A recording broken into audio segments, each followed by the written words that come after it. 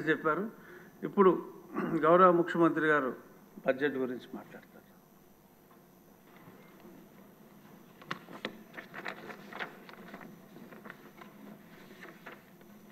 అధ్యక్ష,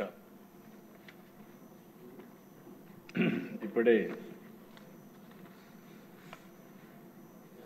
ఆర్థిక శాఖ మంత్రి గారు చాలా వివరంగా చాలా విషయాలు చెప్పారు. కానీ నేను కూడా ఈ సభ ద్వారా గత ప్రభుత్వం చేసినటువంటి విధ్వంసం, నేటి రాష్ట్ర పరిస్థితులు, ప్రభుత్వ నిర్ణయాలు ఏ విధంగా ముందుకు పోతున్నాం,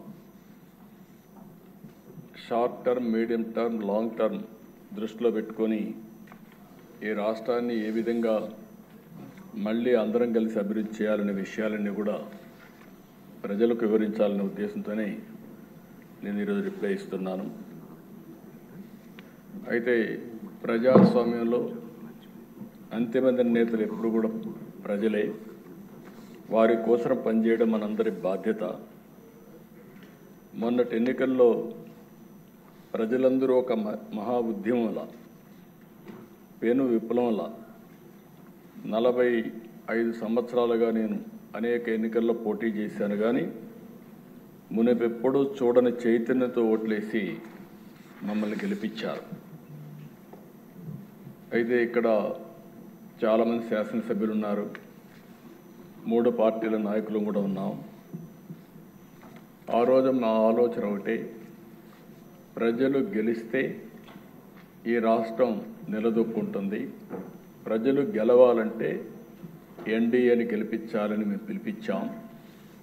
మళ్ళీ మేమందరం కలిసి రాష్ట్ర పునర్నిర్మాణం చేసి మళ్ళీ రాష్ట్రాన్ని అభివృద్ధి చేస్తాను ఒక హామీ ఇస్తే బ్రహ్మాండమైన స్ఫూర్తితో ముందుకు వచ్చారు. ఇక్కడ జనసేన అధినేత పవన్ కళ్యాణ్ గారు ముందుగానే చెప్పారు, ప్రభుత్వ వ్యతిరేక ఓటు చేయడానికి వీలు లేదని చాలా స్పష్టంగా చెప్పి, తెలుగుదేశం అదే మరి మేము కలిసి పోటీ చేస్తామని చెప్పారు.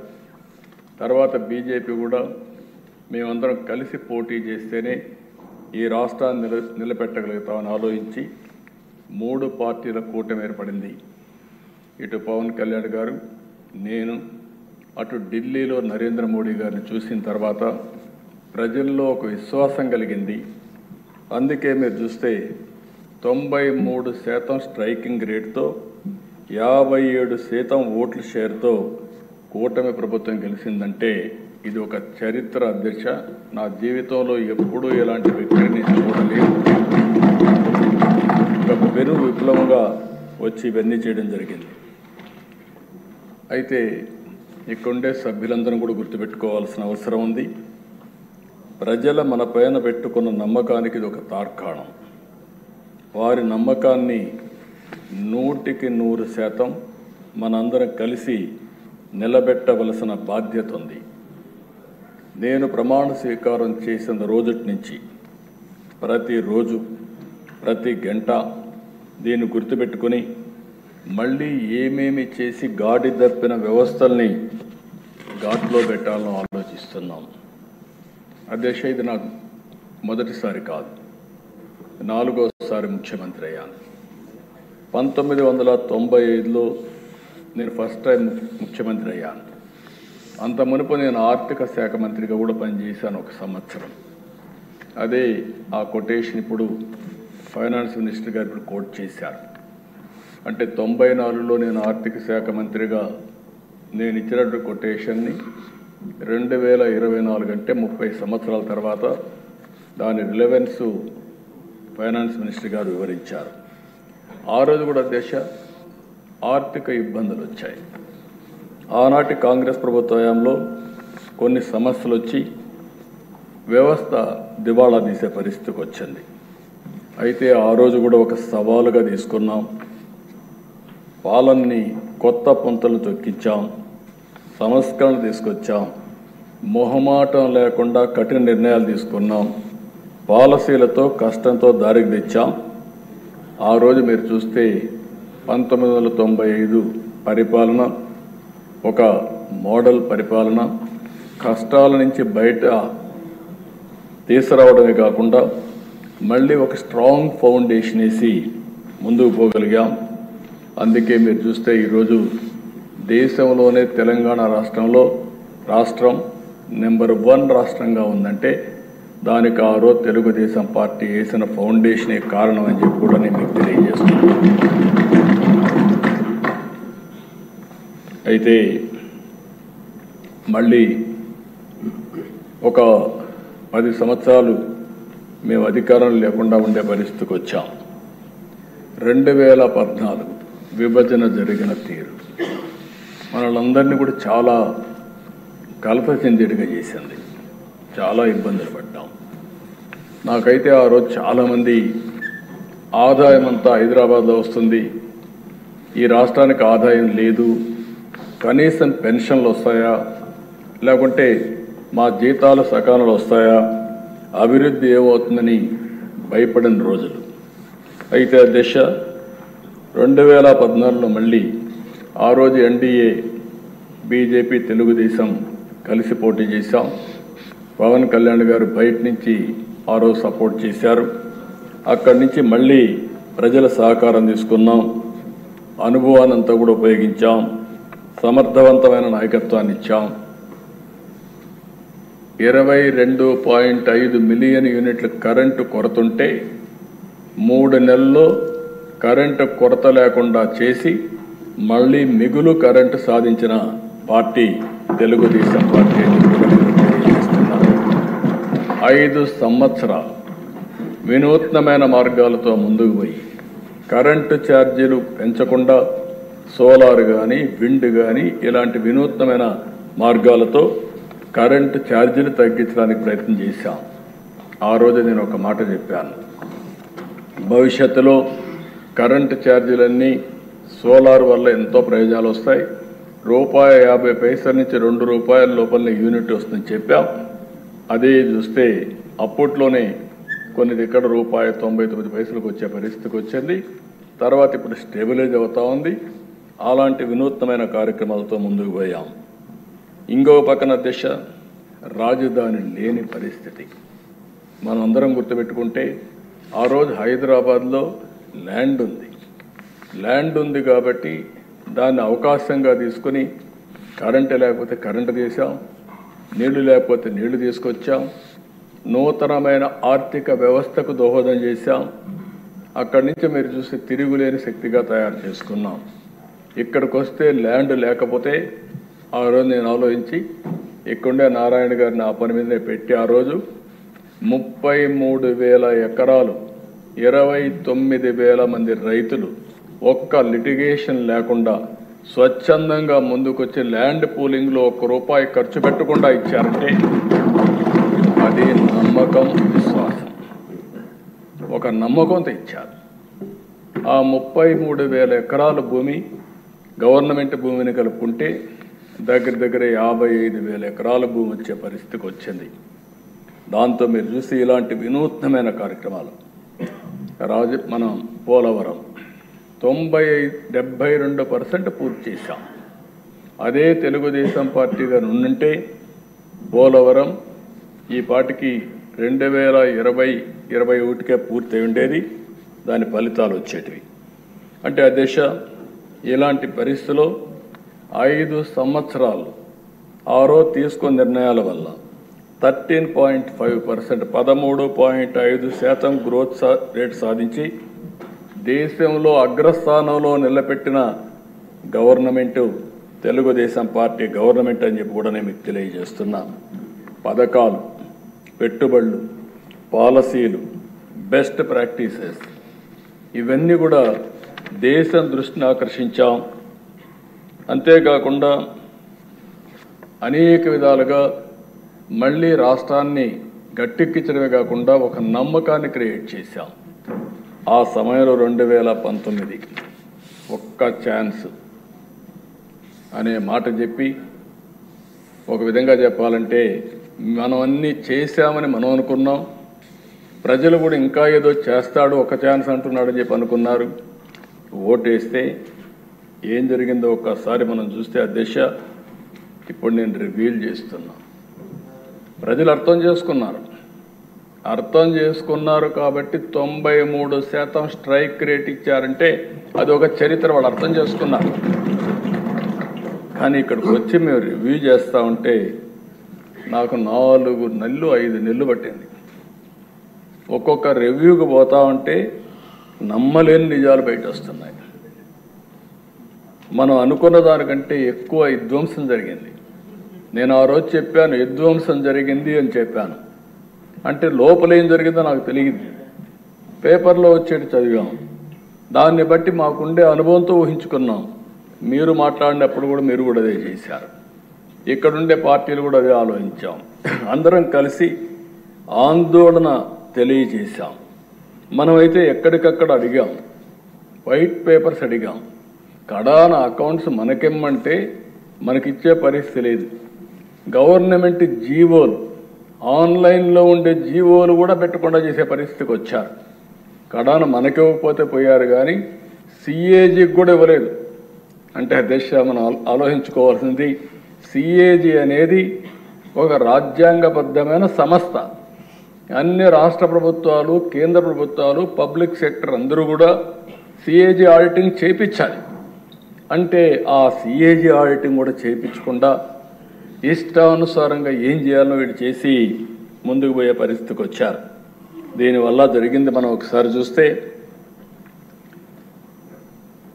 ఈ రాష్ట్రంలో విభజన వల్ల జరిగిన నష్టానికంటే ఈ 5 సంవత్సరాలు నష్టం ఎక్కువ జరిగింది. విధ్వంసం, అరాచక, అసమర్థ, చీకటి పాలనలో రాష్ట్రం 30 సంవత్సరాలు వెనక్కి పరిస్థితికి వచ్చింది.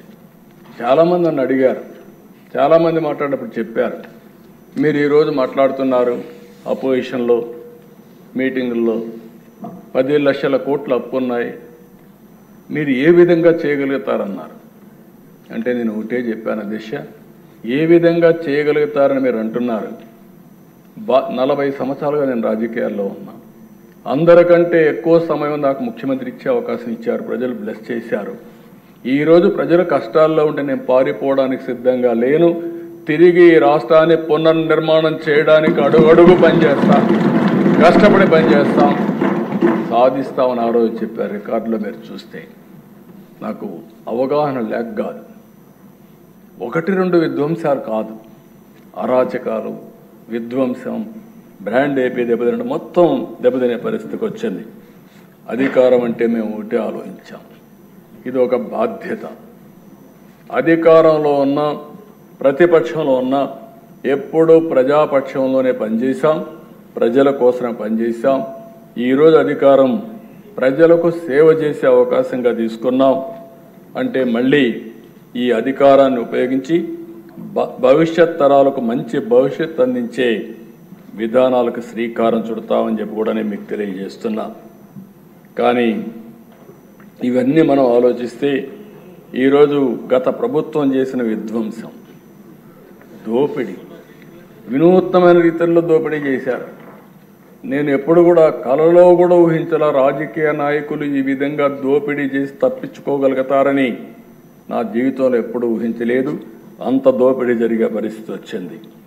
ఎక్కడ చూసినా ఎవడికి దొరికింది వాళ్ళు దోచుకునే పరిస్థితికి వచ్చారు. ఇంకో పక్క కక్ష సాధింపు, వ్యవస్థలన్నీ ఒక తప్పుడు పని చేయాలంటే వ్యవస్థలుంటే ఇమ్మీడియట్గా బయట వచ్చేస్తాయి. కాబట్టి వ్యవస్థనే నాశనం చేస్తే మనం అందులో ఏం చేసినా మనకేమీ తెలియదనే ఉద్దేశంతో అన్ని వ్యవస్థలు నాశనం చేశారు. ప్రజాధనాన్ని దుబారా చేసే పరిస్థితికి వచ్చారు. వ్యవస్థల దిశ మొత్తం నిర్వీర్యం అయిపోయినాయి. మామూలు 1-2 వ్యవస్థలు కాదు, అన్ని వ్యవస్థలు నిర్వీర్యమైపోయే పరిస్థితి వచ్చింది. 5 ఏళ్ల పాలనలో వాళ్ళు చేసిన తప్పులు, అప్పులు, పాపాలు, నేరాలు రాష్ట్రానికి శాపంగా మారాయి. ఆ రంగం ఈ రంగం అని కాదు, ఏ శాఖలో చూసినా సర్వం అస్తవ్యస్తం చేశారు.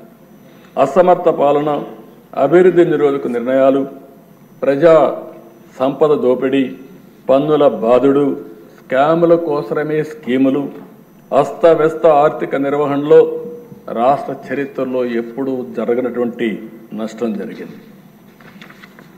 ఒక ఉదాహరణకు ఒక 10 విషయాలు మాత్రం మీ దృష్టికి తీసుకొస్తున్నా, రాష్ట్ర ప్రజల దృష్టికి తీసుకొస్తున్నా. రాష్ట్ర రాజధాని నిర్మాణం నిలిపేశారు, బ్రాండ్ని నిర్వీర్యం చేశారు. ఆ రోజు ప్రపంచమంతా చర్చించారు. అమరావతి ఒక కొత్త నగరం వస్తూ ఉంది, ఈ దేశానికి కొత్త నగరాలు అవసరం, అలాంటి నగరాలకు అవసరం అమరావతి వచ్చినప్పుడు ఇది ప్రపంచంలోనే ఒక మేటైన నగరంగా తయారవుతుందని చెప్పి అందరూ ఆశించే పరిస్థితికి వచ్చారు. ₹1 ఖర్చు పెట్టాల్సిన అవసరం లేదు. కానీ ఏం చెప్పారు? దేశం 1,00,000 కోట్లు కావాలి, ఎక్కడ డబ్బులు ఉన్నాయన్నారు. నేను ఆ రోజు కూడా చెప్పాను, ఈ ప్రాజెక్టు డబ్బుల కంటే కూడా సెల్ఫ్ ఫైనాన్సింగ్ ప్రాజెక్ట్ ఇది. అక్కడ 10,000 ఎకరాలు దగ్గర భూమి ఉంది, అది అమ్ముకుంటే ఫేజ్డ్ మేనర్లో ఈ రాజధాని కట్టుకోవచ్చు చెప్పే పరిస్థితికి వచ్చాం.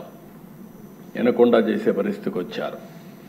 జీవనాడి పోలవరాన్ని ఎన్నోసార్లు చెప్పాను, ఆంధ్రప్రదేశ్ జీవనాడి పోలవరం పూర్తి చేసుకుని నదుల అనుసంధానం చేయగలిగితే ఈ రాష్ట్రానికి కరువు అనే పరిస్థితి రాదు. ఇది మనం చేయాల్సిన బాధ్యత ఉంది. విభజన జరిగింది, పోలవరాన్ని నేషనల్ ప్రాజెక్టుగా పెట్టారు, పూర్తిగా కేంద్రం పూర్తి చేస్తామని హామీ ఇచ్చారు. అలాంటప్పుడు దీన్ని చేసుకోవాలని చెప్తే కడాన డయాఫామ్ వాల్ పోలవరంలో 50 లక్షల క్యూసిక్స్ ఆఫ్ వాటర్ పీక్ సీజన్లో డిశ్చార్జ్ అవుతుంది. 50 లక్షల క్యూసిక్స్ ఆఫ్ వాటర్. దేశంలో ఏ ప్రాజెక్టుకి ఇంత నీళ్ళు, ఇంత వరద వచ్చే సమస్య లేదు. అలాంటి ప్రాజెక్టులో ఏజెన్సీని మార్చి, అదే మరిగా ఆఫీసర్లను మార్చి, వర్షాలు వస్తే గాలి వదిలిపెట్టారు. దాంతో వర్షాలు వచ్చాయి, మొత్తం డయాఫామ్ వాళ్ళు కొట్టుకోబోతే 2 సంవత్సరాలు పట్టించుకోలేదు. ఎప్పుడు పోయిందో తెలియదు వీళ్ళకు. తర్వాత సెంట్రల్ గవర్నమెంట్ దానిపైన ఐఐటి హైదరాబాద్ వేస్తే వాళ్ళు చాలా స్పష్టమైన రిపోర్ట్ ఇస్తే దానికి కూడా వితండవాదం మొదలుపెట్టే పరిస్థితికి వచ్చారు. ఇంకొక పక్కన దిశ ప్రభుత్వ టెర్రరిజంతో ఉపాధి ఉద్యోగ అవకాశాలు పూర్తిగా గండిపడ్డాయి. ఈ రాష్ట్రంలో ఉండే పరిశ్రమలు వేరే రాష్ట్రానికి పారిపోయే పరిస్థితికి వచ్చారు. పెట్టుబడులు పెడతామని వచ్చే వాళ్ళు వెళ్ళిపోయే పరిస్థితికి వచ్చారు. ఇంకొక పక్క విద్యుత్ రంగం వీళ్ళు మాట్లాడుతున్నారు. 1,29,000 కోట్ల రూపాయల నష్టం వచ్చే పరిస్థితి వచ్చింది. ఒక్క ఉదాహరణ సోలార్ విండ్. ఆ రోజు ఎక్కడికక్కడ అగ్రిమెంట్స్ ఉన్నాయి. అగ్రిమెంట్స్ ఉంటే ఆ అగ్రిమెంట్స్ ప్రకారం తీసుకునే బాధ్యత రాజ్యాంగంగా ప్రభుత్వం పైన ఉంటుంది.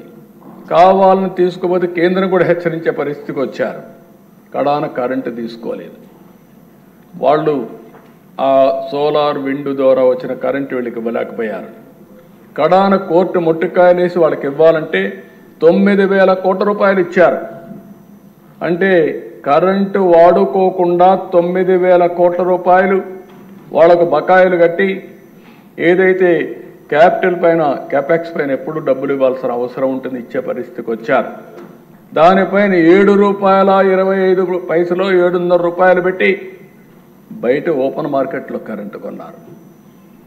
ఒక వ్యక్తి దుర్మార్గమైన ఆలోచనతో, ఇలాంటి తప్పుడు నిర్ణయాలతో రాష్ట్రంలో ఎలక్ట్రిసిటీ డిపార్ట్మెంట్ని, మొత్తం అతి ముఖ్యమైన రంగాన్ని 1,29,000 కోట్ల రూపాయలు అవినీతిలోకి, నష్టాల్లోకి దోచేసే పరిస్థితికి వచ్చారు. ఈరోజు దాన్ని ఏం చేయాలని అర్థం కాని పరిస్థితి. ఈరోజు నిన్న కూడా మనం చూసాం, ₹1 ట్రూ ఆఫ్ ఛార్జెస్ వేసి అవన్నీ రికమెండ్ చేస్తే ఇప్పుడు వినియోగదారులు దాని మీద భారం పడే పరిస్థితి తీసుకొచ్చారు.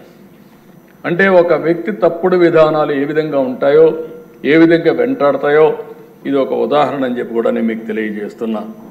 ఇసుక, మన ఊర్లో దొరికే ఇసుక, ఆ ఇసుక వల్ల కన్స్ట్రక్షన్ జరిగే పరిస్థితి.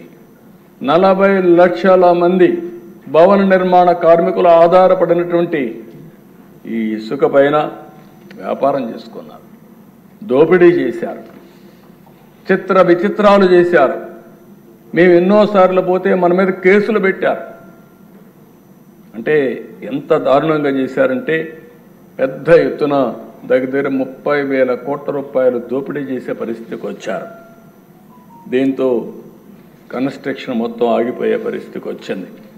ఇకపోతే మధ్యం అధ్యక్ష, నాకైతే అర్థం కాలే ఇప్పటికి కూడా, నేను ఎప్పుడు ఊహించాల ఈ మరి చేయగలుగుతారు కూడా నాయకులు.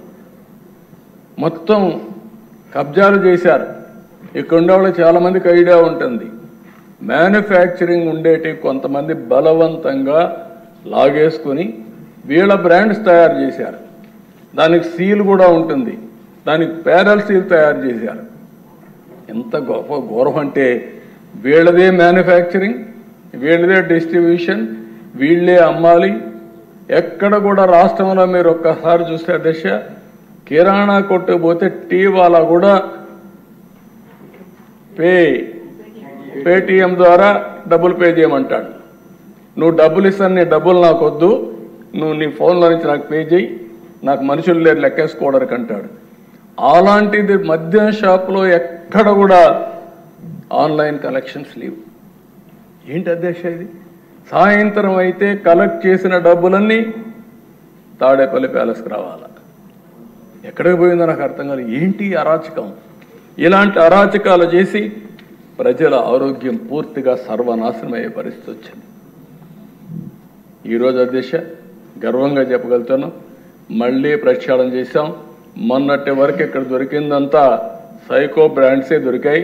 ఇప్పుడు ఏ బ్రాండ్ కావాలన్నా ఆ బ్రాండ్, వరల్డ్ వైడ్ ఉండే బ్రాండ్స్ అన్నీ దొరికే పరిస్థితికి వచ్చింది.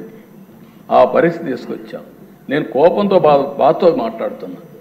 నా నోట్లో నుంచి ఎప్పుడు కూడా పౌరుషంగా రాదు, కానీ బాధ, ఆవేదన ఇవన్నీ చూస్తూ ఉంటే మనసు కూడా చాలా బాధ కలిగే పరిస్థితి వస్తుంది అధ్యక్ష. ఇంకొక పక్కన అధ్యక్ష పన్నుల బాధలు, లెఫ్ట్ అండ్ రైట్ చెత్త మీద పన్ను వేశారు. 1-2 కాదు, ఎక్కడ దొరికితే అక్కడ పన్నులు వేసి జీవన ప్రమాణాలు పూర్తిగా దెబ్బతీశారు. హింసా రాజకీయాలు, కక్ష రాజకీయాలు, లా అండ్ ఆర్డర్కి ఈ మార్గడు చేయొచ్చనా అని తెలిసే పరిస్థితి తీసుకొచ్చారు. ఇప్పుడు మీరే ప్రత్యక్ష ఉదాహరణ. నేను కూడా బాధితుడిని. ఇక్కడుండేవాడు చాలామంది బాధితులే, అందరిపైన కేసులు ఉన్నాయి, ఒక్కరిపైన కాదు.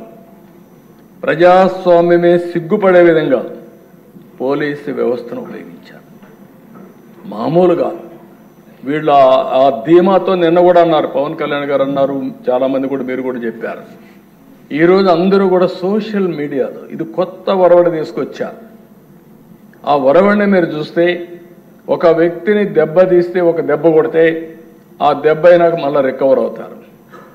కానీ ముందు ఆస్తులు నాశనం చేయాలి. వాళ్ళకేమైనా తోటలు ఉంటే ఆ తోటలు నరికేస్తారు. వాళ్ళ ఆస్తులుంటే ఆ ఆస్తులు లాక్కుంటారు బలవంతంగా సంతకాలు పెట్టి. వాళ్ళ భూములుంటే కబ్జా చేస్తారు, 22A కింద మార్చేస్తారు. మళ్ళీ వీళ్ళకి వచ్చేస్తే 22A చేసి మళ్ళీ ఇది చేస్తారు. 1-2 అరాచకాలు కాదు, ఇవి ఊహించడానికే మన ఊహకు అందనటువంటి అరాచకాలు చేసే పరిస్థితికి వచ్చారు. ఇంకొక పక్క దేశ కడాని చూస్తే మామూలు జనాలు, కడాని నాకు ఇప్పటికి కూడా జ్ఞాపకం ఉంది. ఆ సుధాకర్ ఒక డాక్టర్, కరోనా సమయంలో ఆయన అడిగింది ఏమడిగాడు? మాస్క్ ఇవ్వండి, మేము క్షేమంగా ఉంటాం, ధైర్యంగా ఆపరేషన్ చేస్తాం, ధైర్యంగా కరోనా పేషెంట్లకు ట్రీట్మెంట్ ఇస్తామంటే నీకు అడిగే హక్కు ఇచ్చాడని అహంభావంతో అతన్ని వేధించి పిచ్చివాడిని చేశారు. కడాన పిచ్చివాడిని చేసి నడి రోడ్లో పడేసి కడాన గుండెపోటుతోనో లేకుంటే ఏదో చనిపోయే పరిస్థితి. ఒక మనిషిని దుర్మార్గంగా ప్రభుత్వం ఆ మార్గం ఏదించిందంటే ఒక ఎస్సీ బాధేస్తుంది, ఆవేదన వేస్తుంది. కాపాడాలని ప్రయత్నం చేశాం, కాపాడలేకపోయాం. ఇలాంటి సంఘటనలు కొల్లలు జరిగాయి.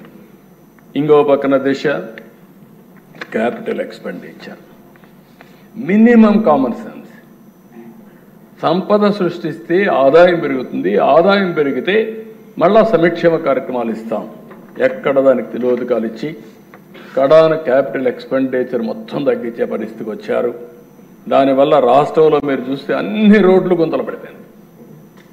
ప్రతి సంవత్సరం వర్షాకాలం వస్తే, ఎండాకాలం వస్తే ట్రోలింగ్స్ మొదలు పెట్టేవాళ్ళు. కానీ ఎప్పుడు కూడా ఒక్క రూపాయి ఖర్చు పెట్టకుండా 5 సంవత్సరాలు అదే మరి గడిపే పరిస్థితికి వచ్చారంటే చాలా బాధాకరం అధ్యక్ష. కడాన అధ్యక్ష 9,74,000 కోట్ల రూపాయలకు అప్పులన్నీ కూడా ఇప్పుడు తేలాయి. ఇంకా ఎక్కడెక్కడున్నాయో మాకు తెలియదు. ఒక్కొక్కసారి ఎవడన్నా ఒక వ్యక్తి ఐపీ పెడితే అప్పుడు అందరూ చెప్తాడు నాకు కూడా ఇవ్వాలని. ఆ పరిస్థితిలో వచ్చింది రాష్ట్ర పరిస్థితి. ఇప్పుడు ఎవరు ఎప్పుడు వస్తాడో ఎప్పుడు అడుగుతాడో తెలియదు పరిస్థితి. అంటే మొత్తం ఆర్థిక ఉగ్రవాదం సృష్టించారు, చిక్కుముళ్ళేశారు. నాకే అర్థం కావడం లేదు. అంటే మామూలుగా అధ్యక్ష ఒకటి చూస్తే నేను చిన్నప్పుడు మా ఊర్లో చూశాను. అడవి నుంచి కొన్ని అడవి పందులు వస్తాయి, తిన్నంతా తింటాయి. మొత్తం వేరుశనగంతా పంట నాశనం చేసి వెళ్ళిపోతుంది. అది తినేది 10% అయితే 90% పంట నాశనం చేసి అని మళ్ళా ఎడుతుంది. అదే మరి రాష్ట్రంలో జరిగింది. నేను దీంట్లో అది చూసినప్పుడతో నాకు అనిపించేది, అప్పుడు అనేవాడు ఈ అడవి పందులు వస్తాయి జాగ్రత్తగా ఉండని. అక్కడ అడవి పందులు ఇక్కడ ఎక్కువ.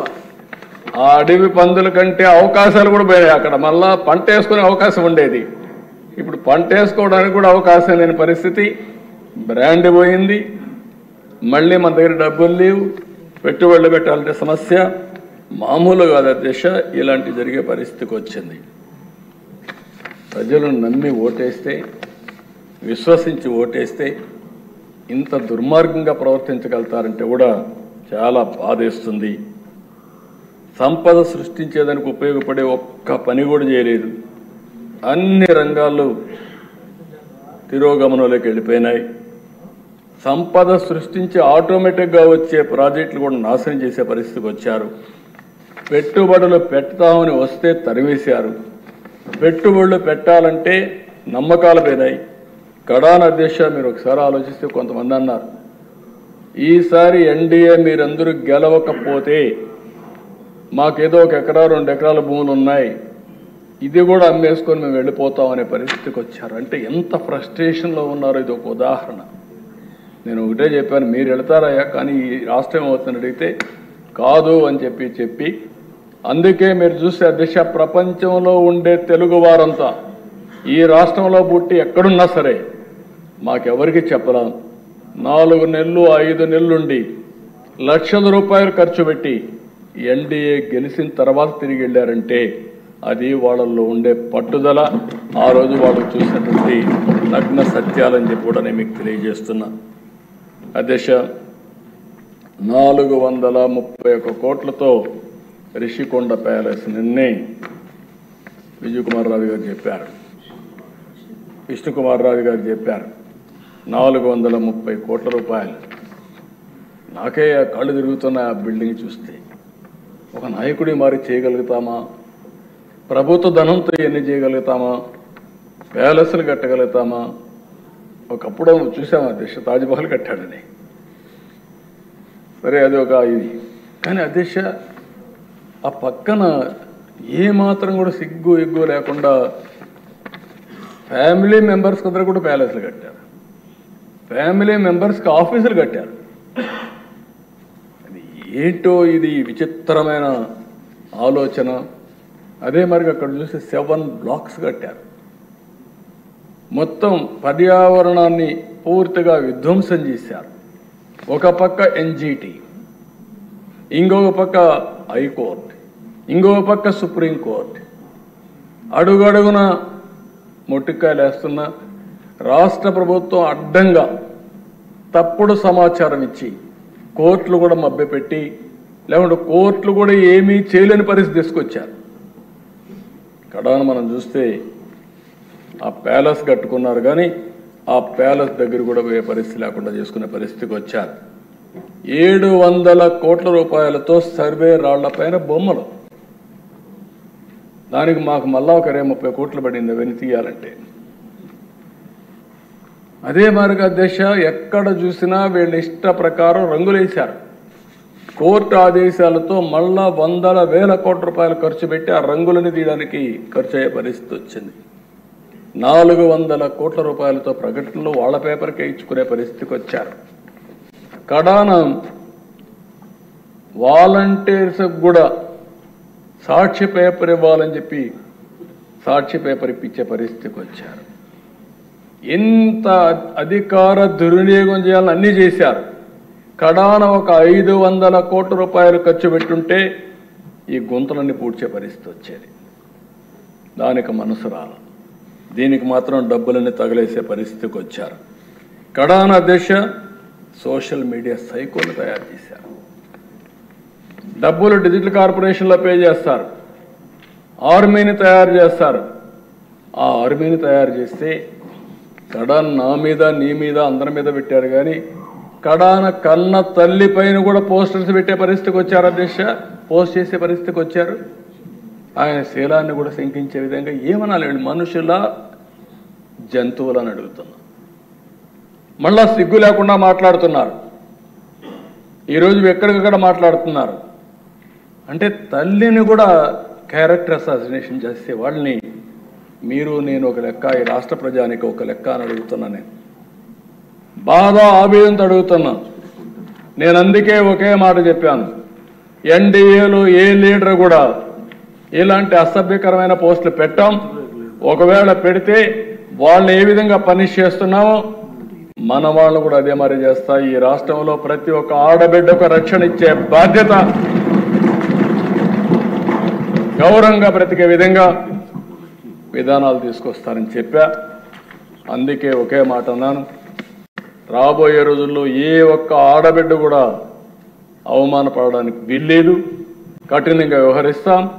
మెర్సిలెస్గా ఉంటాం. చట్టానికి పదును పెడతాం.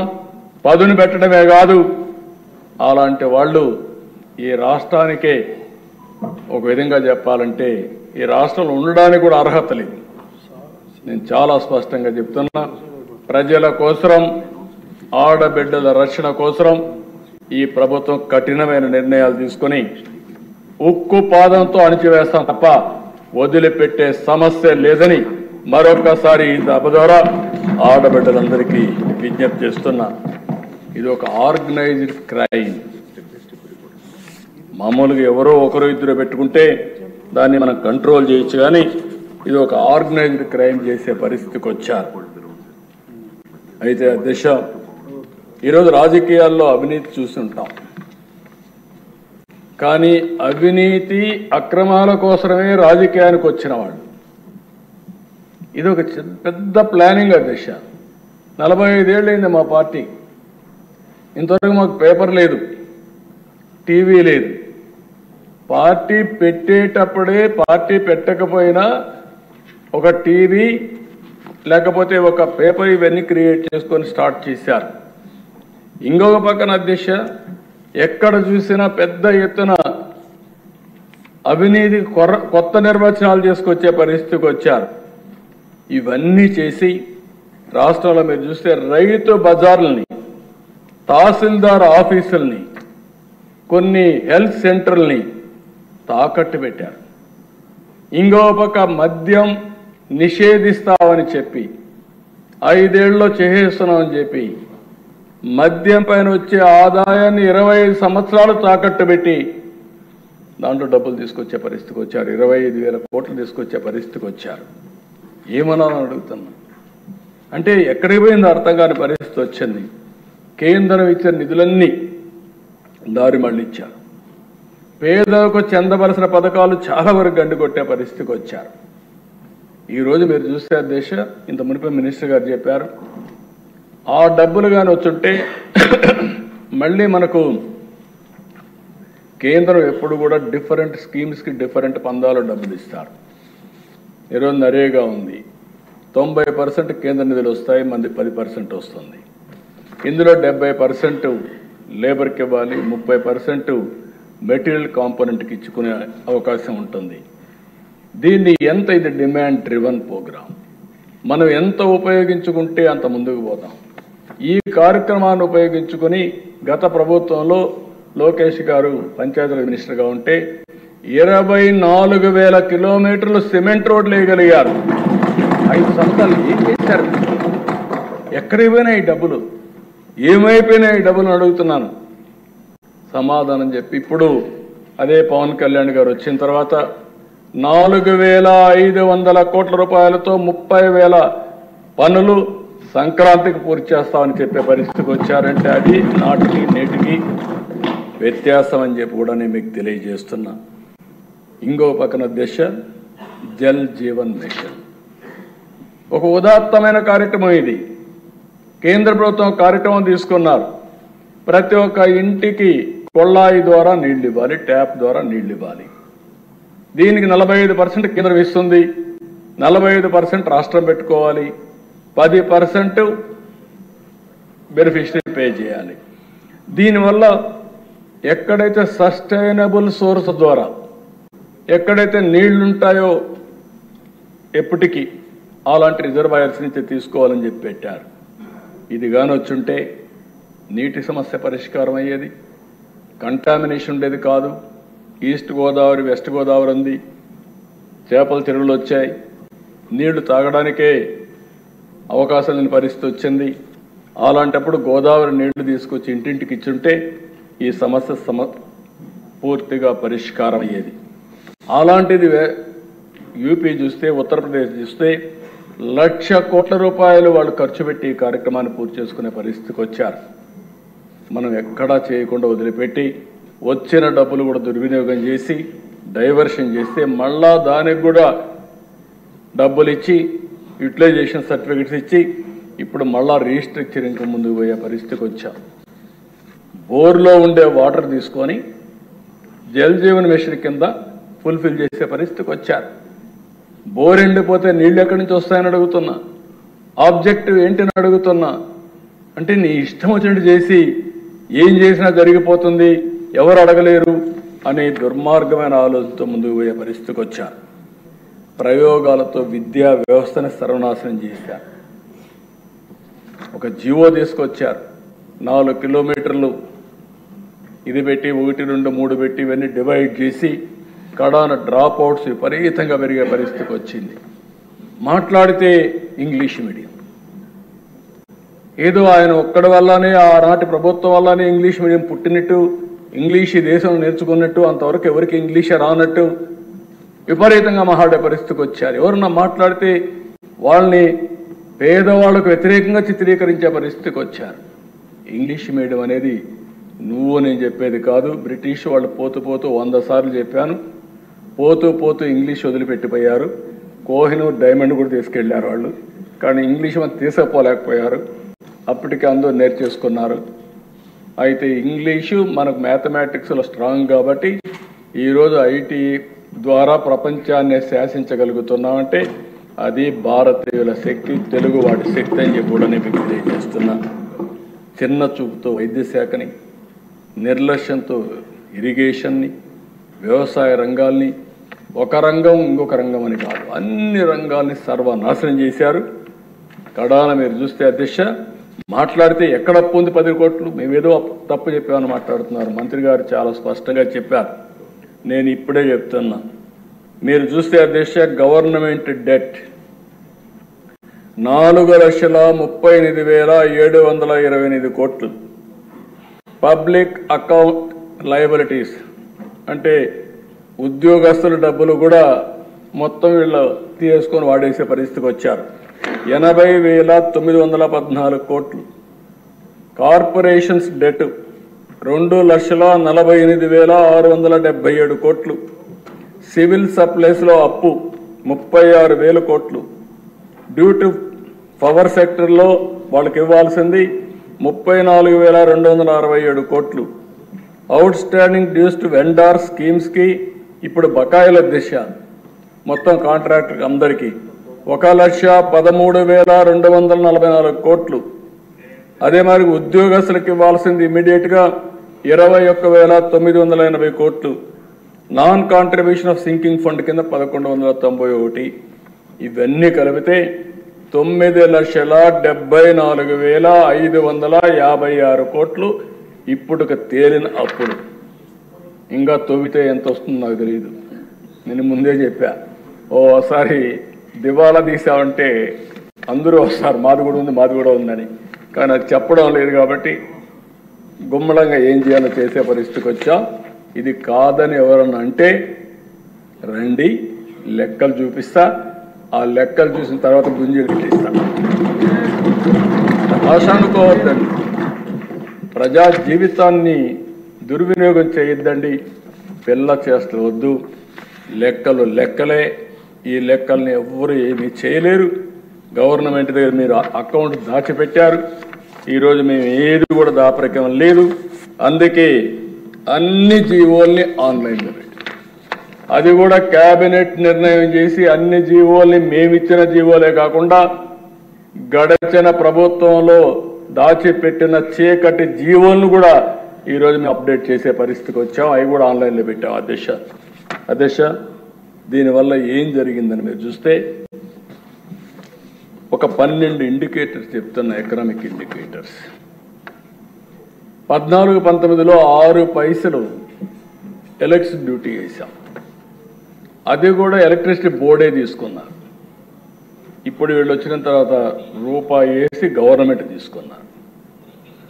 రెండోది వాటర్ టారిఫ్. అధ్యక్ష, ఆ రోజు 1 కిలో లీటర్కి 40 రూపాయలు ఉంటే 120 రూపాయలు చేశారు. శాండ్ అధ్యక్ష ఫ్రీగా ఇస్తే 475 రూపాయలకు అమ్ముకున్నారు. ఆర్టీసీ బస్ ఛార్జెస్ 6 నుంచి 8 పైసలు, 2.6 నుంచి 2.7 వరకు పెంచారు. ఫిస్కల్ డెఫిషిట్ 35,440 కోట్ల నుంచి 59,995 కోట్లు పెంచారు. డెట్ టు జిఎస్టిపి రేషియో మనం తీసుకునే అప్పులన్నీ మనం చూస్తే జిఎస్టిపి రేషియో కంపేర్ చేస్తే అప్పుడు 44 ఉంటే ఇప్పుడు 53% పెరిగింది. ఇన్ఫ్లేషన్, దీనివల్ల ఇబ్బంది అయ్యేది, పేదవాళ్ళు బాధపడతారు. 4.5% ఉంటే 19-24 మధ్యలో 6.2% నమోదైంది. పర్ క్యాపిటా డెట్ 74,790 ఉంటే 1,44,336 రూపాయలు పెరిగింది. అప్పు పెరిగింది, ఖర్చులు పెరిగాయి, ఆదాయం తగ్గింది. అదే మరి అధ్యక్ష మీరు ఇంకో పక్కన చూస్తే పర్ క్యాపిటా ఇన్కమ్ గ్రోత్ 13.2% ఉంటే తెలుగుదేశం హయాంలో వీళ్ళు వచ్చిన తర్వాత 9.5కి తగ్గింది.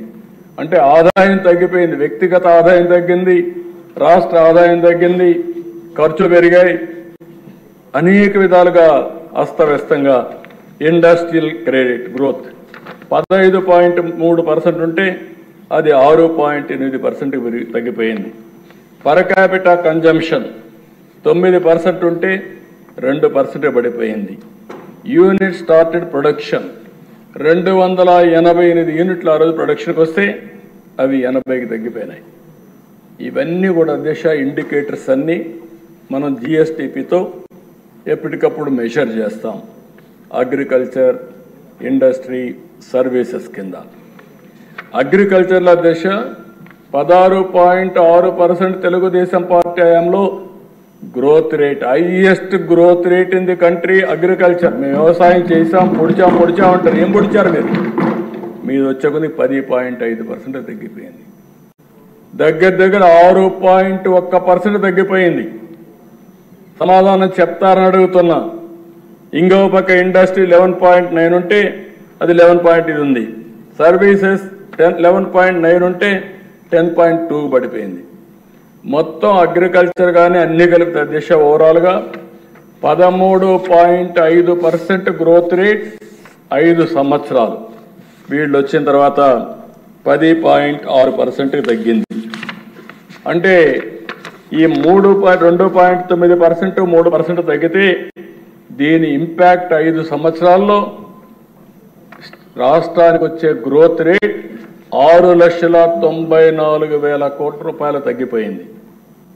ఇంకో పక్క రాష్ట్రానికి వచ్చే ఆదాయం 13.5% పెరుగుంటే 76,195 కోట్ల రూపాయల అదనపు ఆదాయం వచ్చేది. 76,000 కోట్ల రూపాయలు వస్తే ఎన్ని సంక్షేమ కార్యక్రమాలు చేయొచ్చునో అది ఒక ఉదాహరణ మాత్రం. ఇంకో పక్కన మీరు చూస్తే అధ్యక్ష జిఎస్టిపి తెలంగాణ ఆంధ్రప్రదేశ్ ఎప్పుడు కంపేర్ చేసేవాడిని. హైదరాబాద్ అక్కడికి వెళ్ళింది, వాళ్ళకి ఆదాయం ఎక్కువ ఉంది, ఇక్కడ జనాభా ఎక్కువ ఉన్నారు. ఈ జనాభా కారణంగా జీవన ప్రమాణాలు పెరగాలంటే ఆదాయం పెరగాలని ఆలోచించి ఎప్పటికప్పుడు ముందుకు పోయేవాళ్ళం. అందుకని 2018-19లో జిఎస్టిపి తెలంగాణ ఆంధ్రప్రదేశ్ కంపేర్ చేస్తే ఆంధ్రప్రదేశ్ 17,000 కోట్ల రూపాయలు అదనంగా వచ్చే పరిస్థితి తీసుకొచ్చాం. అదే సమయంలో 23-24 వచ్చే కొందికి ఆంధ్రప్రదేశ్ తెలంగాణ కంపేర్ చేస్తే తెలంగాణ 62,000 కోట్ల రూపాయలు మనకంటే ఎక్కువ ఉంది.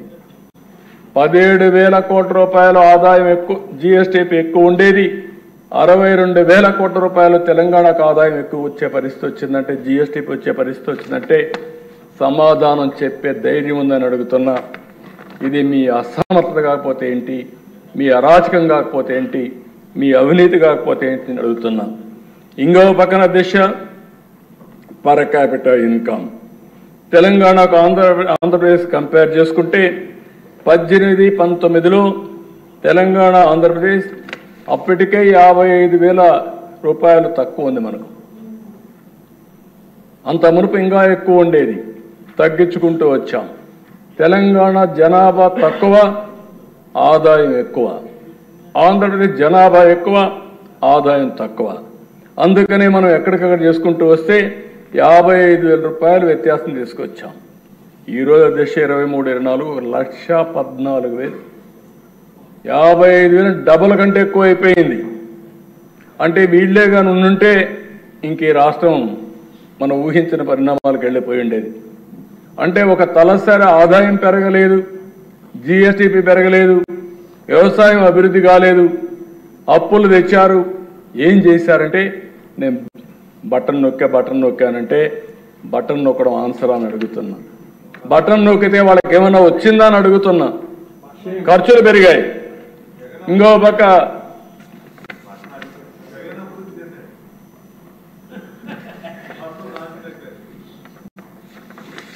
ఇవన్నీ అధ్యక్ష ఏమైనాయి? ప్రైవేట్ ఇన్వెస్ట్మెంట్లు ఎక్కడా రాలేదు రాష్ట్రంలో.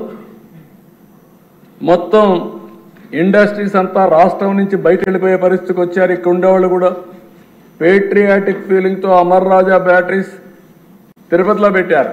ఇది నా జిల్లా, నేను పెట్టాలి, ఇక్కడ ఉద్యోగాలు ఇవ్వాలని. అలాంటి వ్యక్తి ఇక్కడి నుంచి పోయి వేరే రాష్ట్రాలను చూసుకునే పరిస్థితికి వచ్చారంటే అది మీ దుర్మార్గం కాకపోతే ఏంటని అడుగుతున్నా. ఇంకో పక్కన దిశ అమరావతి, పోలవరం, ఎనర్జీ సెక్టర్ అన్ని విధ్వంసం అయిపోయినాయి. ఇంకో పక్కన మీరు చూస్తే ఇన్వెస్టర్స్లో కాన్ఫిడెన్స్ పోయింది. ఆంధ్రప్రదేశ్ అంటే అపనమ్మకం వచ్చింది. ఇక్కడికి వస్తే మనకు భవిష్యత్తు ఉండదని ఆలోచనకు వచ్చే పరిస్థితికి వచ్చారు. ఇన్ఫ్రాస్ట్రక్చర్ ఒక్క ప్రాజెక్ట్ రాలేదు 5 సంవత్సరాలు. ఉండే రోడ్లని గోతులు దువ్వే పరిస్థితికి వచ్చారు. లిటిగేషన్ అధ్యక్ష ఇప్పుడే మాట్లాడుతూ మంత్రి గారు చెప్పారు, 25,000 కేసులు వేశారు. 1-2 కాదు, 25,000 కేసులు హైకోర్టులో వేస్తే chief secretary, finance secretary, concern secretary అక్కడ పోయి చేతులు కడుక్కొని నిలబడుకుంటే జైలు పంపించారు. ఎక్కడి నుంచి మనోధైర్యం ఎవరికి వస్తుంది? అంటే వాళ్ళు చేయని తప్పుకి వాళ్ళని జైలుకు పంపించే పరిస్థితి వస్తే, కంటెంప్ట్ కింద జైలుకు పంపిస్తే ఎలాంటి మనోభావాలు ఉంటాయో, ఏం జరుగుతుందో ఇది ఒక ఉదాహరణ అని చెప్పి కూడా నేను మీకు తెలియజేస్తున్నా. అందుకే అధ్యక్ష రాష్ట్రం ఒక విషియస్ సైకిల్లో పడిపోయింది, డెట్ ట్రాప్లోకి వచ్చి పడింది. ఆ విషయం మనం గుర్తుపెట్టుకోవాల్సిన అవసరం ఉంది. అంటే క్యాపిటల్ ఎక్స్పెండిచర్ పెట్టలేదు, ఆస్తులు సృష్టించలేదు, సంపద లేదు, ఆదాయం పెరగలేదు. దానివల్ల ఏమైంది? No productive investments. ఎవరు కూడా ప్రొడక్టివ్ ఇన్వెస్ట్మెంట్ పెట్టే పరిస్థితి వీళ్ళు పెట్టలేదు, ఎవరు పెట్టే పరిస్థితిలో లేరు. దీనివల్ల ఆదాయం తగ్గిపోయింది, హయ్యర్ ట్యాక్సెస్ వేసే పరిస్థితికి వచ్చారు. ఇంతేకాకుండా వీళ్ళు బటన్ నొక్కాలి కాబట్టి ఎక్కువ అప్పులు తేవడం, ఆస్తులు తాకట్టు పెట్టడం. కడాన ఆస్తులు తాకట్టు పెడితే ప్రభుత్వం యొక్క ఇమేజ్ పూర్తిగా నాశనం అయిపోవడం. మళ్ళీ దాన్ని డెట్ సర్వీసింగ్ చేయడానికి అప్పులు కట్టాలి, వడ్డీ కట్టాలి, మళ్ళా జీతాలు ఇవ్వాలి. ఈ విధంగా ఒక విషయ సర్కిల్లోకి వచ్చి పడిపోయాం అధ్యక్ష. ఏం చేయాలన్న దిక్కుదలిన పరిస్థితి. ఆ పరిస్థితి నుంచి ఇప్పుడిప్పుడే ఈరోజు మీరు చూస్తున్నారు 7 వైట్ పేపర్స్ని పబ్లిసైజ్ చేశాం. అదే మరి దాన్ని ఏ విధంగా చేయాలో మళ్ళీ స్వర్ణ ఆంధ్రప్రదేశ్ విజన్ తయారు చేశాం. ఇలాంటి దారుణమైన పరిస్థితిలో మేమందరం కూడా అధికారాన్ని చేపట్టి ప్రజలకు విజ్ఞప్తి చేస్తున్నా. యాస్పిరేషన్స్ ఎక్కువ ఉన్నాయి అధ్యక్ష. అందరిలో ఉన్నాయి, ప్రజల్లో ఉన్నాయి, ఉద్యోగస్తుల్లో ఉన్నాయి, పార్టీ కార్యకర్తలకు ఉన్నాయి. అందరూ కూడా మేము పనిచేసాం. నేను కాదని అందరూ పనిచేశారు. మేమందరం ఓట్లు వేసాం, అందరూ ఓట్లు వేశారు. మీ యాస్పిరేషన్స్ చాలా ఉన్నాయి. ఆ యాస్పిరేషన్స్ నెరవేర్చాలంటే ఎక్స్ట్రా ఎఫర్ట్ పెడితే తప్ప సాధ్యం కాదు. కానీ ఈరోజు మీరు చూస్తే ఈ అధికారం అనేది రాత్రింబగుళ్ళు కష్టపడితే కూడా ప్రజల యాస్పిరేషన్ నిలబెట్టుకునే పరిస్థితి లేకుండా ముందుకు పోతున్నాం. ఒక్కొక్క ఇటుక పేర్చుతూ ముందుకు వచ్చాం. ఇచ్చిన హామీల్ని ఒక్కొక్కటి నెరవేర్చుకుంటూ వస్తున్నాం. గాడి తప్పిన పరిపాలన ఘాట్లో పెడుతున్నాం.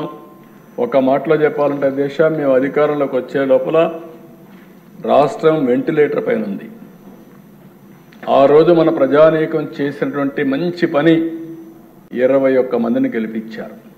బీజేపీ, తెలుగుదేశం, జనసేన ముగ్గురిని కలిపి 21 మందిని గెలిపించారు. మన గెలుపు ఢిల్లీలో కూడా మన పలుకుబడిని పెంచే పరిస్థితికి వచ్చింది. కేంద్రం రాష్ట్రం కలిసి ఆ రోజు హామీలు ఇచ్చాం. అటు నరేంద్ర మోడీ గారు, నేను, పవన్ కళ్యాణ్ గారు కొన్ని హామీలు ఇచ్చాం. ఆ హామీలు నిలబెట్టడానికి కేంద్రం పూర్తిగా సహకరించింది. ఆ సహకారం లేకపోతే ఈ రాష్ట్రం ఏమయ్యేదో నేను కూడా ఒకసారి ఆలోచిస్తే, నేను ఒకవేళ అనుభవం ఉన్నా చేయగలుగుతానా లేదా అని ఆలోచించినప్పుడు చాలా సమస్య ఏది. అలాంటి సమస్య నుంచి వెంటిలేటర్ నుంచి పైకి తీసాం అధ్యక్ష. ఆ విషయం గుర్తుపెట్టుకోవాలి అందరం. అయిపోయిందని నేను చెప్పడం లేదు. ఎక్కడ వెసులుబాటే లేని పరిస్థితి. అప్పు తేవాలంటే FRBM, ఇంకో పక్కన ఎక్కడైనా ఆస్తులు అమ్మాలంటే ఆస్తులు కూడా లేని పరిస్థితి. ఈ పరిస్థితిలో నుంచి మనం ఘాటున పెట్టే పరిస్థితికి వస్తున్నాం. ఇవన్నీ చేయగలిగామంటే మనకుండే అనుభవం, ఒక సిన్సియర్గా పనిచేయడం, ప్రజలు లేకుంటే ఉద్యోగస్తులు అందరూ సహకరించారు అధ్యక్ష. మరొక్కసారి అందరికీ పేరు పేరున మనస్ఫూర్తిగా ధన్యవాదాలు తెలియజేస్తున్నా, అభినందన తెలియజేస్తున్నా. మీ అందరి సహకారంతో ఈరోజు అడుగడుగు ముందుకేయగలుగుతున్నాం. 150 రోజులు నేను ముందే చెప్పాను. రోజులు లెక్క పెట్టుకుంటున్నాం, గంటలు లెక్క పెట్టుకుంటున్నాం, నిమిషాలు లెక్క పెట్టుకుంటున్నాం. 150 రోజులు ఎన్నో పథకాలు, కార్యక్రమాలు, నిర్ణయాలు, పాలసీలు. నేను ఒకే మాట చెప్తున్నాను, నా దగ్గర డబ్బులు లేవు కానీ నూతనమైన ఆలోచనలు ఉన్నాయి. ఒక మంచి ఆలోచన ప్రపంచాన్నే మారుస్తుంది. అలాంటి ఆలోచనలతో ముందుకు వద్దాం. మళ్ళీ సంపద సృష్టిద్దాం, పేదరిక నిర్మూలన చేద్దాం, ఉపాధి అవకాశాలు కల్పిస్తాం, ముందుకు పోతున్నాం. ఈరోజు అందుకనే మీరు చూస్తే నిన్ననే 6 బెస్ట్ పాలసీలు తీసుకొచ్చాను. ఏ రాష్ట్రంలో ఇచ్చిన ఇన్సెంటివ్స్ కంటే అదనంగా ఇచ్చాం. అదే సమయంలో ఈ 6 పాలసీల్లో ఒకప్పుడు ఈజ్ ఆఫ్ డూయింగ్ బిజినెస్ అంటే కాదు, స్పీడ్ ఆఫ్ డూయింగ్ బిజినెస్. అవసరమైతే అడ్మినిస్ట్రేషన్ పరిగెత్తిస్తాం, పనులు చేపిస్తాం, చేస్తామని పెట్టాం. దీనివల్ల ఆదాయం వస్తుంది. వచ్చిన ఆదాయంతో వాళ్ళకి సబ్సిడీ ఇన్సెంటివ్స్ ఇస్తాం. దీనివల్ల మనకు వాళ్ళకు ఉద్యోగాలు వస్తాయి, కొంత ఆదాయం మనకు కూడా వస్తుంది. ఆ ఆదాయంతో సంక్షేమ కార్యక్రమాలు చేసే పరిస్థితి వస్తుందని చెప్పి కూడా నేను మీకు తెలియజేస్తున్నా. 5 సంతకాలు పెట్టాను. ఫస్ట్ డే ఒక రెవల్యూషన్ నిర్ణయాలు చేశాం. పేదల సేవలో దశ 64,50,000 మంది దగ్గర 1వ తారీఖునే పింఛన్లు ఇస్తున్నాం. అదే సమయంలో 1వ తారీఖునే జీతాలు ఇస్తున్నాం. ఇప్పుడు 4 నెలల నుంచి ఎక్కడ కూడా 1వ తారీఖున జీతాలు ఇవ్వలేదని కానీ, పెన్షన్ ఇవ్వలేదని కానీ ఎక్కడ ఒక ఫిర్యాదు లేకుండా చేస్తున్నాం. 4,000, 6,000, 10,000, 15,000 4 స్లాబుల కింద హ్యూమన్ యాంగిల్లో సంవత్సరానికి 33,000 కోట్ల రూపాయలు పింఛన్లు ఇచ్చే ఏకైక రాష్ట్రం భారతదేశంలో ఆంధ్రప్రదేశ్ రాష్ట్రం. ధనిక రాష్ట్రాలు ఉన్నాయి, ఇంత ఇవ్వడం లేదు. మనలో సగం కూడా ఇవ్వడం లేదు. 64 లక్షల కుటుంబాలను ఆదుకునే పరిస్థితికి వచ్చాం. అదే తెలుగు ఎన్డీఏ మానవతా దృక్పథంతో పనిచేస్తున్నాం అని చెప్పి కూడా నేను మీకు తెలియజేస్తున్నా. అన్నా క్యాంటీన్లు కూడా నాశనం చేశాను. అంటే పేదవాడికి మధ్యాహ్నం భోజనం తింటే ఉదయం ఇంటికాడ ఇబ్బందుల్లో ఉండి బయట వచ్చేస్తే కడాన అన్నా క్యాంటీన్ పోతే 5 రూపాయలు బ్రేక్ఫాస్ట్ వస్తే ఇలాంటివి కూడా నాశనం చేసే పరిస్థితి వస్తే ఈరోజు 200కు పైన పెట్టారు. ప్రతి ఒక్క నియోజకవర్గానికి కనీసం ఒక అన్నా క్యాంటీన్ పెట్టే బాధ్యత ఈ ప్రభుత్వం తీసుకుంటాం. పేదవాళ్ళకు అన్నం పెట్టే కార్యక్రమానికి ఎక్కడ కూడా అంతరాయం ఉండదని చెప్పి కూడా నేను మీకు తెలియజేస్తున్నా. ఇంకో పక్కన అధ్యక్ష, కొత్త మద్యం పాలసీ ఇక్కడ కూడా చాలా స్పష్టంగా చెప్తున్నా. ఇసుక పాలసీ తీసుకొచ్చాం. అందరినీ కూడా విజ్ఞప్తి చేస్తున్నా, మీ నియోజకవర్గాల్లో మీరు ఈ పాలసీల్ని సమర్థవంతంగా అమలయ్యే బాధ్యత శాసనసభ్యులు కూడా తీసుకోవాల్సిన అవసరం ఉంది. వైఎస్ఆర్ కాంగ్రెస్ పార్టీ అయితే దీన్ని కూడా సెపటైజ్ చేయాలని చూస్తారు, ఎన్ని విధాల అడ్డంకులు క్రియేట్ చేయాలని చూస్తారు. కానీ ఇక్కడ మాత్రం నో టాలరెన్స్. ఆ విషయంలో చాలా స్పష్టంగా ఈ ప్రభుత్వం ఉన్నాం. ఇలాంటి విషయాల్లో మాత్రం మనం అందరం కూడా ప్రజల మనోభావాల ప్రకారం పనిచేయాల్సిన అవసరం ఉంది. ఇంకో పక్కన అధ్యక్ష, law and order, zero tolerance. దాంట్లో నేనేమాత్రం రాజీ లేదు. ఎవరైనా సరే ఈ రాష్ట్రంలో లా అండ్ ఆర్డర్ సమస్యలు క్రియేట్ చేయాలంటే రాజకీయ ముసుగులు నేరస్తులు వచ్చి నేరాలు ఘోరాలు చేయాలంటే ముందు రాజకీయ ముసుగు తీస్తాం, నేరస్తులుగానే ట్రీట్ చేస్తాం తప్ప వాళ్ళని పెద్ద మనుషులుగా కాదని చెప్పి కూడా నేను మీకు తెలియజేస్తున్నా. ప్రజలకు సెక్యూరిటీ ఇవ్వాల్సిన బాధ్యత మాది. లా అండ్ ఆర్డర్ మెయింటైన్ చేస్తాం, ఆడబిడ్డల శీలాన్ని కాపాడుతాం, ఆస్తుల్ని కాపాడుతాం, భద్రతకు భరోసా ఇస్తాం. అక్కడ ఏమాత్రం రాజీ లేదని మరొకసారి తెలియజేస్తున్నా. ఈరోజు వీళ్ళు ఇక్కడికి రాకపోవచ్చు, నేను చెప్పాల్సింది రాష్ట్ర ప్రజలకు చెప్పాల్సిన బాధ్యత మనకు ఉందని చెప్పి కూడా నేను మీకు తెలియజేస్తున్నా. ఇంకో పక్కన ఈరోజు దిశ జాబ్ ఫస్ట్, దీనికి అత్యుత్తమైన పాలసీలు తీసుకొచ్చాం. రేపు ఎన్నో టూరిజం కూడా తీసుకొస్తాం. 20 లక్షల ఉద్యోగ కల్పన ధ్యేయంగా పెట్టుకున్నాం. దీంతో ముందుకు పోతాం. ఇప్పుడే కేంద్రం నుంచి ఇచ్చిన నిధులు కానీ ఇవన్నీ పెట్టి అమరావతి పట్టాలెక్కిచ్చాం, పోలవరం పట్టాలెక్కిచ్చాం. రాబోయే 2 సంవత్సరాల్లో పోలవరాన్ని పూర్తి చేయాలని దృఢ సంకల్పంతో ఈ ప్రభుత్వం ఉంది. ఇంకా అన్ని మార్గాలు కూడా అన్వేషిస్తున్నాం. అవసరమైతే నదుల అనుసంధానం కూడా ఏ విధంగా చేయాలనో చేసి ఎప్పటికైనా సరే పోలవరం నుంచి గోదావరి పెన్న, గోదావరి వంశధార టు పెన్నాగా నదుల అనుసంధానం జరిగితే ఈ రాష్ట్రానికి కరువు అనే మాట రాదు. ప్రతి ఒక్క ఎకరాకు నీళ్లు ఇచ్చే ఇది వస్తుంది. దక్షిణ భారతదేశంలో ఈ నదుల అనుసంధానం జరిగితే ఇదే మొదటి రాష్ట్రం అవుతుంది. దానికి దృఢ సంకల్పంతో ఉన్నాం, గట్టి సంకల్పంతో పనిచేస్తున్నాం. అది కూడా వర్కౌట్ చేస్తున్నాం అని చెప్పి కూడా నేను మీకు తెలియజేస్తున్నా. ఇంకో పక్కన దిశ ఏదైతే సూపర్ 6లో దీపం 2 ఇచ్చాం, దీన్ని కూడా రాబోయే 4 నెలలు ఎవరైతే గ్యాస్ కావాలో తీసుకునే వెసులుబాటు ఇచ్చాం. దాన్ని కూడా మేము ఆలోచిస్తున్నాం, కేంద్రంతో మాట్లాడుతున్నాం. ఒకవేళ వాళ్ళు డబ్బులు కూడా కట్టే పరిస్థితి లేకుండా ఇప్పుడైతే 48 అవర్స్లో వాళ్ళ అకౌంట్కి డబ్బులు పోతుంది. అట్లా కాకుండా వీలైనంత వరకు నేరుగానే ఇచ్చే ఏర్పాటు చేసుకుంటే మనమే ఆ డబ్బులు వాళ్ళకి ఇచ్చే అవకాశం వస్తుంది. దాన్ని కూడా వర్కౌట్ చేస్తున్నాం అని చెప్పి కూడా నేను మీకు తెలియజేస్తున్నా. గ్రామాల్లో పనులు, రోడ్లు, మరమ్మతులు పెద్ద ఎత్తున చేపట్టాం. 150 రోజుల్లో లక్షల కోట్ల రూపాయలకు పెట్టుబడులకు మళ్ళీ శ్రీకారం చుడుతున్నాం. నేనేదో ఈరోజు అన్ని చేసామని చెప్పడం లేదు, ప్రజలకు కూడా విజ్ఞప్తి చేస్తున్నా. కొద్ది కొద్దిగా నమ్మకాన్ని కల్పిస్తున్నాం. నమ్మకంతో ఒక్కొక్కరే వస్తున్నారు. కానీ ప్రజల్లో కూడా ఒక అనుమానం ఉంది. రాబోయే రోజుల్లో మళ్ళా ఇలాంటి దుర్మార్గమైన పరిపాలన వస్తే మేము ఏమవుతామంటే అలాంటి అవకాశం ఇంకా రాదు. మా రాష్ట్ర ప్రజలకు విజ్ఞత ఉంది. వాళ్ళ భవిష్యత్తు కోసం మేము ఇవన్నీ చేస్తున్నాం. కాబట్టి ధైర్యంగా వచ్చి పెట్టుబడులు పెట్టండి. ఆ పెట్టుబడులకు భరోసా మాదని చాలా స్పష్టంగా హామీ ఇస్తున్నాం. దానివల్ల ఫలితాలు మెరుగైన ఫలితాలు వచ్చే పరిస్థితి వస్తామని కూడా నేను మీకు తెలియజేస్తున్నాను. ఇంకో పక్కన దిశ చెత్త పన్ను మీద వేసిన ట్యాక్స్ రద్దు చేశాం. 85 లక్షల మెట్రిక్ టన్నులు చెత్త ఉంది టౌన్స్లో. నిన్న కూడా ఎవరో తీసుకొచ్చి చూపించారు ఫోటోలు, ఆంజనేయులు చూపించాడు చెత్త అంతా ఎక్కడెక్కడ ఉందని. ఎమ్మెల్యేలు చెప్తున్నా అప్పుడప్పుడు పోయి చూడండి, ఆ చెత్త క్లీన్ చేయించే కార్యక్రమాన్ని కూడా శ్రీకారం చుట్టండి. మేము ఎమ్మెల్యేలు మాకేం పని అంటే చెత్త వేసిపోయారు, ఆ చెత్తను కూడా శుభ్రం చేసే బాధ్యత మీ మీద ఉంది. ఫస్ట్ ఆ చెత్త అంతా క్లీన్ చేయండి. చేసి అదే మా ఎక్కడ వేయాలని నారాయణ గారు చూపిస్తారు ప్లేసు, చూపించినాక అక్కడ వేయండి. మీరు దానికి దోహదం చేయండి.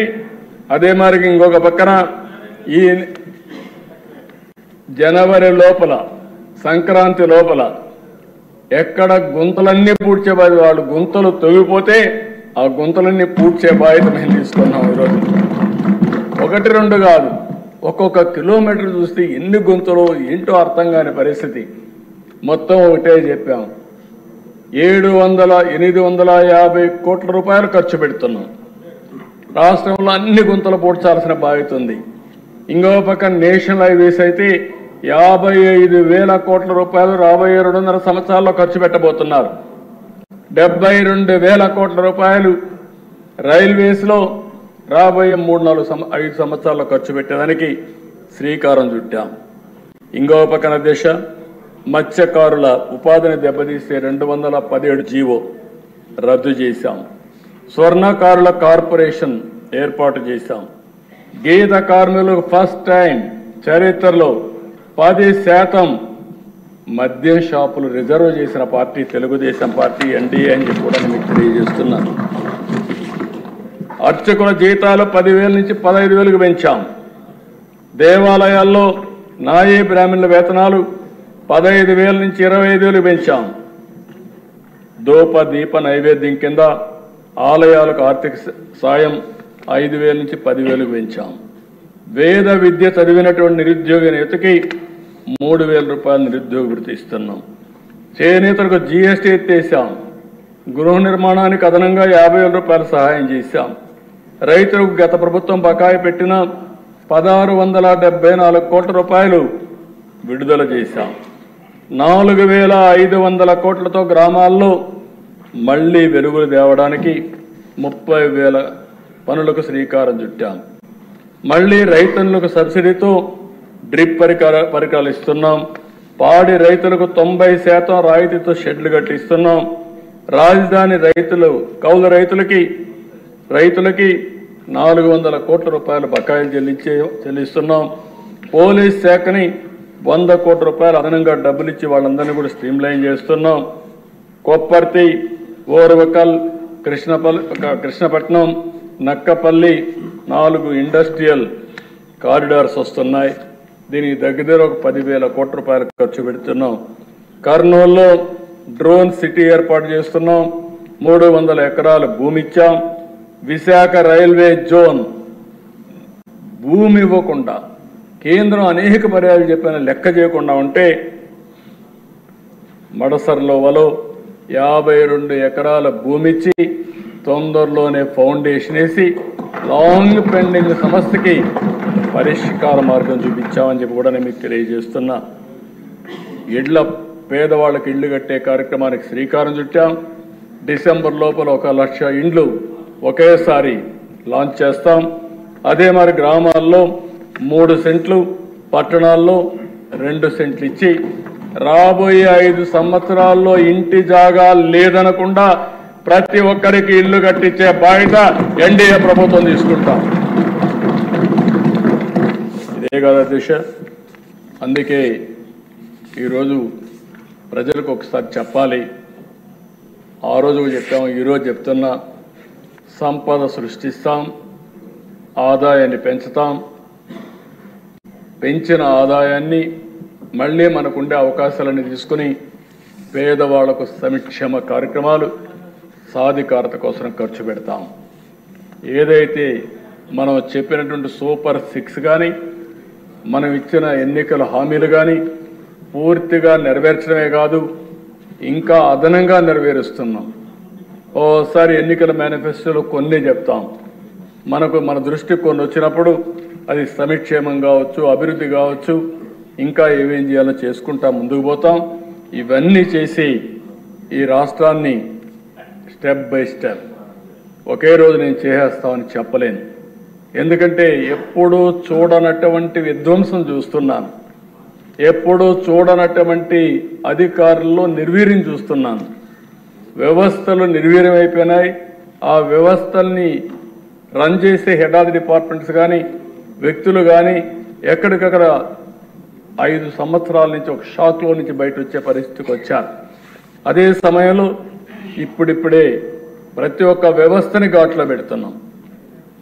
ఈరోజు స్వర్ణాంధ్రప్రదేశ్ విజన్ తయారు చేశాం, అది కూడా మనం డిస్కస్ చేస్తాం. అదే మరి కేంద్ర ప్రభుత్వం ప్రవేశపెట్టినటువంటి కర్మయోగి ట్రైనింగ్ ప్రోగ్రామ్స్ అన్ని ఎంప్లాయీస్కి వాళ్ళ అసిస్టెన్స్ కూడా తీసుకుంటున్నాం. ఇంకా ప్రైవేట్ వ్యక్తులు తీసుకుంటున్నాం. ఎంత తొందరగా చేయగలుగుతామో అంత తొందరగా చేయడానికి అనేక చర్యలు తీసుకుని మళ్ళీ అన్ని రాష్ట్రాలతో సమానంగా ముందుకు పోవాలంటే, వీలైతే దీర్ఘకాలంలో ఇంకా ముందుకు పోవాలంటే ఏమేం చేయాలో అవన్నీ చేస్తామని చెప్పి తెలియజేసుకుంటూ, అందులో ఇది మొదటి మెట్టు, ప్రారంభం మాత్రమే ఇది. ఆ ప్రారంభంలో ఉండే అన్నీ కూడా అడ్జస్ట్ చేసిన తర్వాత మొత్తం బడ్జెట్ చూస్తే 2,94,427 కోట్ల రూపాయలు. పోయిన సంవత్సరం యాక్చువల్ కంటే 15% అదనం అని చెప్పి మరొకసారి మీకు అందరికీ తెలియజేస్తున్నాను. రెవెన్యూ వ్యయం 2,35,916 కోట్లు, మూలధన వ్యయం 32,712 కోట్లు, రెవెన్యూ లోటు 34,743 కోట్లు, ద్రవ్య లోటు 68,742 కోట్లు. ఉండే ఇబ్బందుల్లో one of the best budget ఇది. నేను 15 సార్లు బడ్జెట్ చూశాను, మనమే పెట్టాం. 15 సార్లు పెట్టినప్పుడు ఇలాంటి క్లిష్ట పరిస్థితులు, ఇలాంటి ఇబ్బందికరమైన పరిస్థితులు one of the best budget తీసుకురాగలిగాం. దీనికి కారణం కేంద్రం పూర్తిగా సహకరించడం.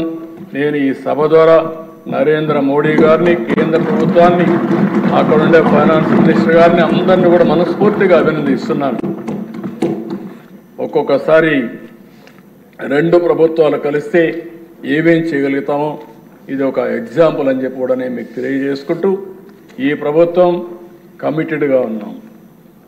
రాష్ట్ర ప్రయోజనాలకు ఎక్కడా విఘాతం కలగకుండా ఎంత వీలైతే అంత తొందరగా ఏమేం చేయగలుగుతామో అవన్నీ చేయడానికి పట్టుదలతో ముందుకు పోతున్నాం. అందులో తొలి మెట్టు ఈ బడ్జెట్. ఇవన్నీ కూడా ప్రజలు కూడా రాబోయే రోజుల్లో ఇవన్నింటిపైన చర్చ చేయాల్సిన అవసరం ఉంది, అవగాహన పెంచుకోవాల్సిన అవసరం ఉంది. ఒక ప్రభుత్వం వల్ల, మంచి ప్రభుత్వం వల్ల వాళ్ళ జీవితాలు ఏ విధంగా మారతాయి, అదే ఒక దుర్మార్గమైన పరిపాలన వస్తే వాళ్ళ జీవితాలు ఏ విధంగా నాశనం అవుతాయి, ఒక మంచి ప్రభుత్వం వల్ల వాళ్ళ అవకాశాలు ఏ విధంగా మెరుగవుతాయి, ఒక చెడు ప్రభుత్వం వల్ల వాళ్ళ అవకాశాలు ఏ విధంగా కోల్పోతారనే విషయాలు కూడా ప్రజలు గుర్తుపెట్టుకోవాల్సిన అవసరం ఉంది, అధ్యయనం చేయాల్సిన అవసరం ఉంది, చైతన్యవంతులు కావాల్సిన అవసరం ఉంది. అది కూడా చేయమని చెప్పి కోరుకుంటూ మరొక్కసారి ఈ అవకాశాన్ని ఇచ్చిన ప్రజలందరికీ మనస్ఫూర్తిగా ధన్యవాదాలు తెలియజేసుకుంటూ, ఇక్కడ మెంబర్స్ అందరూ కూడా పూర్తిగా సహకరించారు. ప్రత్యేకంగా నిండుగా కూర్చున్నారు, మీరు బాగా హుందాగా ఉన్నారు. కుర్చీ కూడా కళకళలాడుతూ ఉంది, నవ్వులతో ఆ సభ కూడా జరుగుతూ ఉంది. ఒక ఆహ్లాదకరమైన వాతావరణం వచ్చింది. ఇదే వాతావరణం ఎప్పుడూ ఇక్కడ బాధపడుతూనో భయపడుతూనో పనిచేయక్కర్లేదు. ఫ్రీగా స్వేచ్ఛగా పనిచేయడానికి అందరికీ అవకాశం ఉంటుంది. పని చేసుకునే వాళ్ళకి అవకాశం ఉంటుంది. పని దొంగలను మాత్రం భర్తం పడతానే ఉంటాం. అక్కడ రాజీ లేదని చెప్పి మీకు తెలియజేసుకుంటూ ఈ అవకాశాన్ని ఇచ్చిన మీకు మనస్ఫూర్తిగా నమస్కారాలు, ధన్యవాదాలు. Thank you. ధన్యవాదాలండి. చాలా భవిష్యత్తుకి ఒక అద్భుతమైన భరోసా కేశవ్ గారు, గౌరవనీయులైన ముఖ్యమంత్రి గారు ఇచ్చారు. ఇప్పుడు భోజన విరామం లేదు. మరీ ఆకలిగా ఉన్నవాళ్ళు ఎవరైనా మరీ ఆకలిగా ఉన్నవాళ్ళు వెళ్ళి భోంచేసి రండి. ఇప్పుడు బిల్లులు ఉన్నాయి.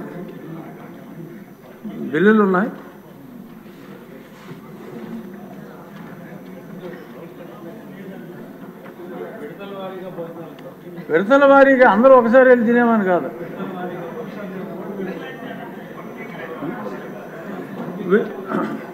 విద్యుత్ శాఖ మంత్రి గారు ఆంధ్రప్రదేశ్ విద్యుత్ సుంకం 2వ సవరణ బిల్లు 2024ను పరిగణలోకి తీసుకునేందుకు అనుమతి కోరతారు. ఆంధ్రప్రదేశ్ 2024 సార్.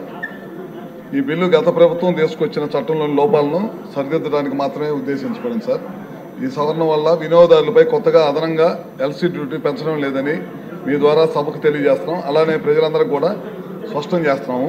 స్పీకర్ సార్, 2021 సంవత్సరంలో గత ప్రభుత్వం అసెంబ్లీలో Andhra Pradesh LCD duty amendment act 2020ని ఆమోదించి 26/8/2021 గజెట్ నోటిఫికేషన్ విడుదల చేసింది. అయితే ఈ సవరణ చట్టం ఎప్పటి నుంచి అమల్లో వస్తుందనే విషయాన్ని చెప్పలేదు.